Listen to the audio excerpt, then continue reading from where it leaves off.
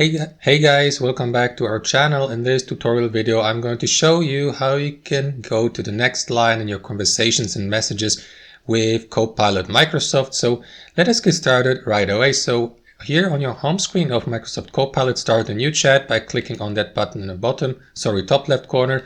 That is going to redirect you to the text box here. So you may add, for example, your prompt. So let me go with one of these suggestions just for the sake of the tutorial, brainstorm ideas, for example. And after that, let me go with that suggestion here.